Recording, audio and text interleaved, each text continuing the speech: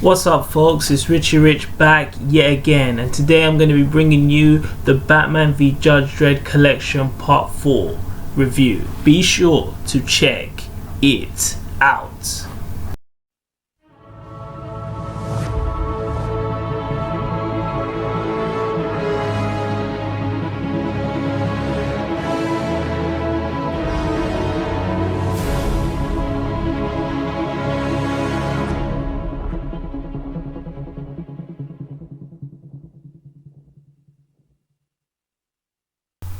So the final part of the Batman Judge Dredd collection, titled Die Laughing, came out in 1998. The story once again was written by John Wagner and Alan Grant, collaborating again, and this time the two illustrators used for Die Laughing were Glenn Fabry and Jim Murray. The story begins in Gotham City, where Batman is above the rooftops on patrol. Whilst on patrol, Batman overlooks a group of criminals handing over an item to a man dressed up in bright green and bright red colours.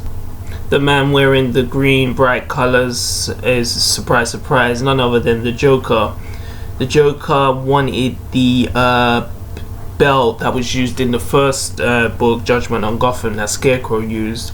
The interdimensional jump that could take you from Gotham City to Mega City 1, or vice versa, Mega City 1 to Gotham City. So Joker was there to make a deal in order to grab that interdimensional belt. As soon as the group of criminals are about to hand over the belt to Joker, Joker knows that Batman has been watching them above. Batman crashes down through the window, similar to how he crashed in the '89 movie. He tells Joker that this must be the shortest escape on record. Joker tells all of the whole gang there to just shoot, kill him, take Batman out now. Whilst Batman is fighting and taking down the whole gang, he keeps on telling Joker that, you know, I'm gonna be putting you in Arkham soon, so don't get too comfortable. Whilst Joker's like, oh, I think not, I've got bigger plans than going back to Arkham, and he uses the interdimensional jump and he warps them to Mega City 1. However, though, strangely enough, Joker warps, but his body is left there. His body turns colorless. It turns completely grey. It's like all the life has been drained out of him. So I believe what happens is like the Joker's like essence, spirituality transferred to Mega City 1, but his actual body was remained in Gotham City. So, yeah, it's kind of like what Batman kind of like comprehends as well. So he grabs Joker's body and, you know, takes him to Arkham like he said he would, and shortly after that it cuts away to Mega City 1. In Mega City 1, we're introduced back to Judge Dredd, who is driving on the streets of Mega City 1. He actually contacts HQ to tell them why is there a hold up with traffic. They actually tell them that there's going to be big crowds today because there is a hedonist megasphere event taking place. Meanwhile, in an area in Mega City 1 called Sector 21, the Dark Judges of Mega City 1 are being transferred in a maximum security containment across to another prison, and Judge Dredd and the other judges are just there to supervise it, make sure that they get across without no disturbances. So while the Dark Judges are being transferred across the city to the other prison, they are ambushed. They are ambushed by a group of men with high-end weaponry who were given orders to free the Dark Judges. As this is happening, Judge Dredd jumps to the scene and tries to put a stop to them. The guys with the high-end weaponry tell Dredd he's too late, where Judge Dredd responds back by saying, "I'm here to show you lawbreakers the errors of your ways. Then we're going to have a little parley." After a heated fight which sees Judge Dredd take out majority of them with a lot of like leg shots, he goes to interrogate one of them. He actually punches one of them on the face and tells me who's behind this, give me some information. It turns out that they will just give him money to do the job, and on the money actually shows a picture of a clown and it says Toy Town. Guess who that is? So with the clown prince of crime, the Joker, now in possession of the evil judges, all seems to be lost. The story quickly switches back to Gotham City, and possibly the only one who can stop the Joker, Batman. After Batman left Joker's body in Arkham Asylum, he makes his way to the Batcave and begins to look for answers to why Joker is still in Gotham City. Joker's body is still in Gotham City and not in Mega City 1. He believes it's a side effect of the dimension travel, and he just starts going to look for answers. Whilst Bruce is going through some books within the Batcave, a figure starts to appear behind Batman, and someone is making a dimension jump to the Batcave, inside the Batcave, and it's none other than Anderson, who was in the first story, Judgment of Gotham. She warps into the Batcave from Mega City 1. It turns out that the telepath Anderson has been shot. Batman deduces it and is able to try and find a way to heal her. Around this time, the Joker at his headquarters is trying to think of a way to get the 3 judges that are in his headquarters out of their containment crystals, because they were putting these protected containment seals by the officers in Mega City 1, so they could never escape. So Joker's there trying to think of a way to, break them out of this bondage. So Joker finally, Joker at the end is able to finally free one of the judges, which is Judge Death. Judge Death, immediately after escaping, goes into Joker's mind and tries to take over the Joker.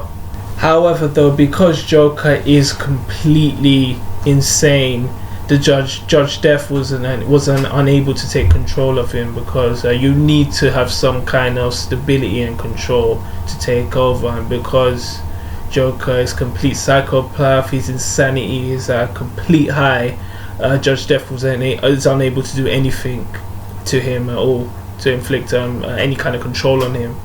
Shortly after this, Joker tells Judge Death, if I can be your manager, as Joker wants to work alongside Death in order to achieve immortality. Back in Gotham City, Bruce has treated Judge Anderson's bullet wound.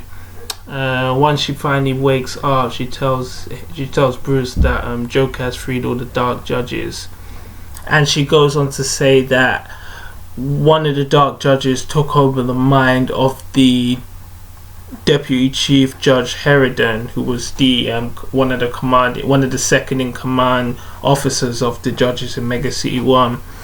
It was him who issued a command to arrest Anderson. So when the judges came to her place to arrest her, she resisted it. She resisted an arrest and ultimately got shot.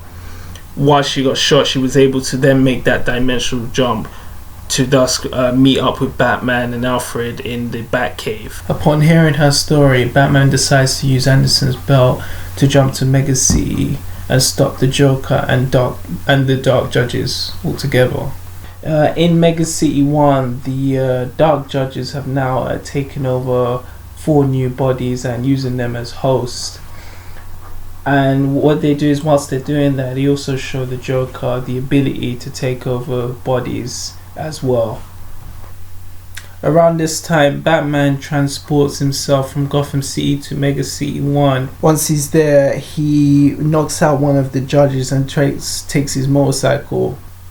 With the motorcycle in his possession, Batman asks the computer on the motorbike for Judge Dredd's current location. Once the computer is able to determine where Judge Dredd is, Batman hops on the bike and goes to where the location is. Batman, on his way to where Judge Dredd is, he is ambushed by the officers in Mega City 1. Judge Dredd is with them and he tells the other officers that he knows him, hold your fire, don't engage in fight with him. And they don't listen, they start shooting at Batman. Batman comes off the bike and he gets in a fight with the officers with Judge Dredd's assistance. Working together, Batman and Judge Dredd are able to take out the officers together. After that, Batman then tells Judge Dredd what Anderson had told him about the Dark Judges and Joker's involvement, that they want to attack the Megasphere event where there would be a lot of 10,000 innocent people. So they, Judge Dredd and Batman team up together and head towards the Megasphere. So as Batman and Judge Dredd are, riding all the way to where the Megasphere is, they get there and the judges are doing absolute carnage to all the people in attendance there. People are getting slaughtered left and right. And with the Joker there as well, he's one of his abilities that he was given now that he has the judge's power. He's able to laugh so loud that it effectively blows a person's head. So it's like a shockwave. Like he laughs so loud that their heads ends up bursting like a balloon. As the Joker and the Dark Judges are killing people like flies, Batman and Judge Dredd quickly arrive to the scene. Both Batman and Judge Dredd split up and they fight each Dark Judge separately. Whilst Batman is fighting the Dark Judge he's fighting, he's severely injured where the Dark Judge throws a metal claw onto his shoulder, which injures Batman badly. As a last-ditch effort, Batman goes into his utility belt and pulls out phosphorus flares and puts it right in the face of the Dark Judge, eliminating him. And on the other side, Judge Dredd is able to take out the Dark Judge who has the embodies with the flames. He's able to use a trap to conceal that Dark Judge, and able to get back and reunite with Batman. Judge Dredd is able to give Batman a first aid to help him on his shoulder, and they both go out to look for the remaining two Dark Judges, Judge Death, the Joker, and the other one. Batman encounters the third Dark Judge in a swampland area at the Megasphere Festival. Batman knows that once fighting him, he knows that if the Dark Judge was to touch him, it would be fatal and it would be the end of Batman. So he's dodging him, also telling the other people around, there's two women there, to get away, run to safety. Batman is able to take him down by cutting down plastics on top of the above them, and it's able to come down on him, and like as a glue, it falls down on the Dark Judge and he's on top of the water. So once he's glued together, he slowly dissolves into the water, and Batman makes his way to where Judge Dredd is fighting Judge Death. Judge Dredd confronts Judge Death, and where he confronts him is a room filled with mirrors. Suddenly, Judge Death jumps out of one of the mirrors, grabs Judge Dredd into the air, and is about to make a final blow to kill Judge Dredd. Judge Dredd, with all his power and all his might, is able to gain the upper hand, take out a mirror chunk that was smashed when Judge Death came crashing out of the glass, and use it to slice off Judge Death's neck, and thus takes out Judge Death. Both of him and Batman join up again, and they go to confront the Joker. Batman and Judge Dredd together confront the Joker. Batman now sees that the Joker really was there, even though he left him in Arkham. He understands that now he left his body, but the actual Joker is in front of him. Joker comes down off the ride and begins to he uses his laughter again, the one that sends that loud vibrations, like a shockwave laughter again, which is unbearable. Batman goes, my head, and Sonic Judge Dredd goes, oh, it must be severe sonic vibrations, gotta shut him up, and he shoots him with one of his pistols, which pierces the Joker's left chest. So as Joker has been shot, Batman actually uses one of his cables from his utility belt to grapple around Joker. He tells him that maybe he's a mortal Joker, but as far as he's concerned, it just means you're going to spend a whole lot longer in a padded cell, because Joker got immortality from the host body that the Dark Judges showed him. Shots from like being shot from Judge Dredd is not going to affect him. Once Joker is tied up, he uses the dimensional jump he used to get to Mega City 1 in the first place to get back to Gotham. As the Joker presses the dimensional button to jump back, he begins to change and moves back to the body he was using. The body he was using as a host when the Dark Judges were with him. We next see Joker back in Arkham Asylum, where his original body was the pale grey, colourless colour. He's back to normal. He has that like kind of green pajamas look, colour back, and he says something's gone wrong. He's back in Arkham. So what happened was that because Batman had taken his body back to Arkham, when he made the transfer, he left his host body in Mega City 1, and he's like kind of soul, his essence went back to his original body in Arkham. Thus, he lost his powers that were given to him by the Dark Judges. With the Dark Judges defeated and Joker back in Arkham, all is well now in Mega City 1.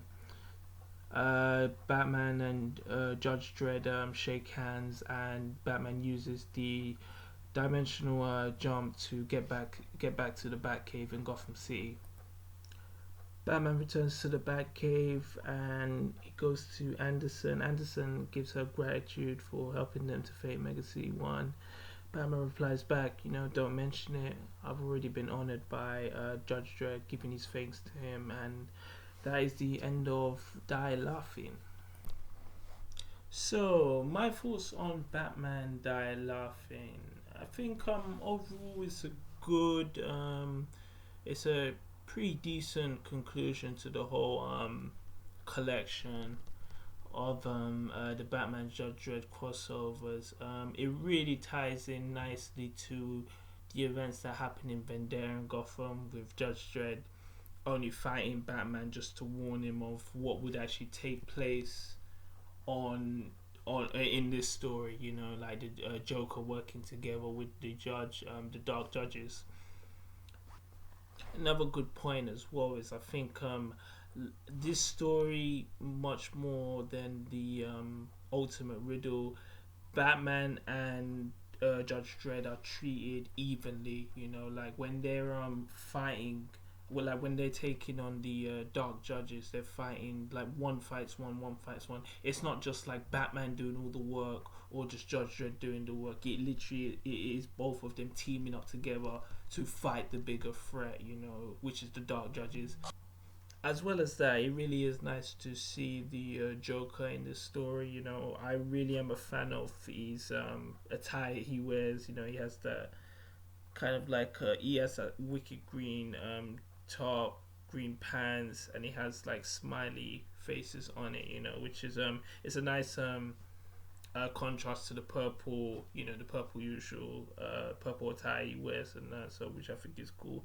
And I think he's used perfectly here as well, because the Dark Judges are twisted and insane, just like the Joker, and they're working together alongside evenly because they both just want chaos and destruction. So it really suits Joker being in this story, and I always think when Joker is in the story with Batman, it always raises the game, because Batman always knows when he has to fight the Joker, even though he can take out the Joker, he will never take him out because of his moral code.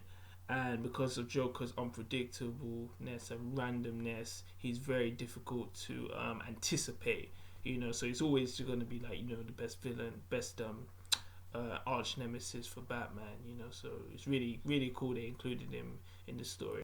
Right, like what I would say about the bad in the story. So if I go into the bad, the first bad would be the artwork, which it really isn't. Not the artwork's actually it's all right. It's not too bad. The only problem is midway through the story, like say when Batman has arrived in Mega City One, the artwork changes, which is because that Glenn Fabry no, sorry. Yes, Glenn Fabry. He did the pages of artwork from 162 to 196. So he did the earlier artwork. Then Jim Murray did the second part. So they both took turns at doing different stages of the artwork in the story. And the only problem with that is it just doesn't have this kind of continuity. You know, you just will change one page and you'll see like the design for Batman is completely different. Same with Judge Dredd and the Joker. It goes from like kind of how the art style was in a bit of like Judgment of Gotham, a bit of Disney's ones in the start. It has more of that kind of like, you know, that brooding kind of stoic tone. Then at the end of it, it kind of looks like artwork that you see in like Warner Brothers, like Animaniacs. I mean, there's like big examples like when Batman's fighting the Dark Judge, who uses that metal like claw to attack his shoulder. You know, there's like a big like Batman's expression, like his eyes like gallop open. You know, and it's something you would see like in the Animania. You'd see in them early Warner Brothers, Looney Tunes, Animaniac designs. You know, so yeah, I just didn't think that had like a good continuity, you know, because it's still the same story, you know. You only expect obviously the artwork to change if the story, you know, is the story is concluded and you go into the next one, you know. So that was one of the things, a few things I felt was bad about it. I also felt the ending. So when like Batman and Judge Dredd beat the Dark Judges respectively. So Batman takes two, Judge Dredd takes two, and they all come to meet the Joker. It's handled in with like 3 pages, because when Joker confronts Batman and Judge Dredd, he immediately gets shot. He gets tied up. Joker gets shot and tied up, and then he just tries to make the interdimensional jump just to go back to Gotham City so he can try cause terror in Gotham. The only problem with that is it backfires because he just returns to his original body that was left in Gotham after Batman had fought Joker earlier in the story. At the beginning, he returned his body back to Arkham Asylum. So it's like Joker's like spirit essence just went back to Arkham Asylum, and the story just ended there. There was no like really like a big like clash between Batman, Joker, and Judge Dredd. You know, in order to take Joker down, you know, there was none of that. You know, it just ends. It ends really quickly. You know, which I thought is just a kind of a letdown. You know, because if you look at like the other stories, you know, like I felt like in Judgment of Gotham, there was actually really like cool fighting the way they took Scarecrow and Judge Death down in that story. But in this one, it's just done very quickly. But overall, with that aside, I still think it's a very good ending to the story. You know, it really is obviously more tied to the first, to a bit of the first and second story. So Judgment on Gotham, where they first meet Judge Dredd and Batman, and then there in Gotham, where it's a premonition that Judge Dredd that's gonna happen in this story, Die Laughing. Ultimate Riddle just has nothing to do with this completely. You know, that in a way that was the kind of like filler story from the collection. It was just another meeting between the two characters. Just something that's just not relevant to this completely. But I would say that but I would say that it's fairly good. You know, for what from what if you like, obviously you can't read this one standalone. You know, that's why it's always best like if you get the full Batman Judge Dredd collection, you know, and especially this one was made a while after the first three. So I think the last one the last one which I know, Riddle, was 1995, and because Die Laughing was made in 98, and it ties in with the first two, which was the early 90s. It's kind of like a big gap in between them, so kind of like trying to establish that continuity of what happened in the earlier stories kind of fades away, as you can kind of see in some instances in the story. It just doesn't have, I would say it doesn't have that just definitive ending, like, because the way how they meet in the first story, Judgment on Gotham, is very epic. It's like obviously something you've never seen before, to like great popular comic book characters meeting together. You want to see them going out in the definitive ending, because as far as I know, I don't think there's been an official team up in comic book official coming together of Batman and Judge Dredd after this. It's only been this, so maybe down the line there may be another like collaboration between them two, DC Comics and Fleetway. But I just really would have hoped if the ending could have been just more of a grander scale. You put the Joker in there, you put Judge Death in there, but the way it ended, it was just 3 pages. It's really quick to do that. Especially because they're building it up from the like Vendetta and Gotham to this. So like you got 4 stories, 3 stories preceding this 2 stories preceding this, building up to this final blowout. The execution just wasn't quite there, but it's still very decent. If I had to give this a score out of 5, I would give it like let's say 2.5 out of 5. It's fairly just in that middle evens. Like I'd say the bad is exactly the same as the good, so I'm very evens with the story. Like I've always said, my favorite, and I think a lot of other people's favorites, is the Judgment on Gotham. It's just single-handedly just the best of the whole collection. But that's my thoughts on Die Laughing. Let me know what you guys think. It's been a real task to produce this one, to get the comic book panels and put in this video. It's been really long work, but if you've read it, let me put some comments at the bottom of the video. Subscribe if you like this kind of material, and Richie Rich will be back here again. Peace. 2 fingers.